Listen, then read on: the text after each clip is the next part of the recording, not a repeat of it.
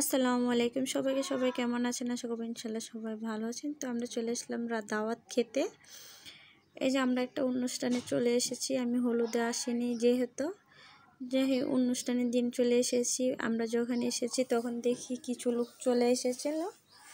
তো যখন আমরা এসেছি মানে হালকা পরিমাণ ফাঁকা ছিল, কারণ অন্য সাইডে কিন্তু পুরা ভরে গিয়েছিল আর এক সাইডে ফাঁকা ছিল। তো আমরা এখানে বসে পড়েছি।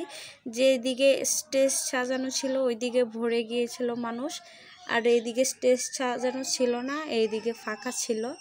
কারণ বিশাল বড় এটা অনুষ্ঠান হয়েছে, অনেক বড় এটা।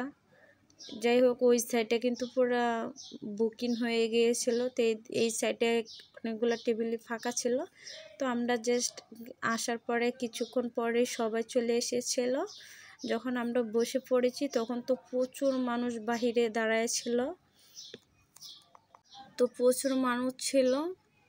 ওই যে ওই পাশে আমি ক্যামেরা ঘুরিয়েছিলাম, ওই পাশে কিন্তু পুরো বুকিং হয়েছিল। তো এই যে আমরা বসার পরে কিন্তু সব লোক এসে বসে পড়েছে। এখন খাবার চলে আসবে, সবাই বসেছিল। আর গেটের ওইখানে অনেক লোক দাঁড়ায় ছিল, তাই সবাই ওইদিকে দেখছিল যে প্রচুর মানুষ আসছে।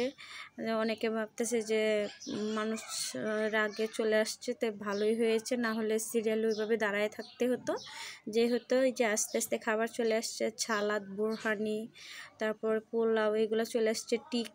টিকা প্রথমে এসেছিল, পরে সালাদ, তারপরে বোরহানি, তারপরে পোলাও। সব থেকে ভালো হয়েছে আমার কাছে বোরহানিটা। আমি বোরহানি খেয়েছি বেশি করে, আর অন্য কিছু বেশি করে খেতে পারিনি। যেহেতু আমি সবসময় কিন্তু অনুষ্ঠানে গেলে আমি কিন্তু মিষ্টি ভাত খাই না, জর্দা ভাত যেটাকে বলে, জর্দা। তো আমি কিন্তু কোনো সময় সেটা খাই না। তো আমরা সবাই কিন্তু খেতে বসে পড়েছি।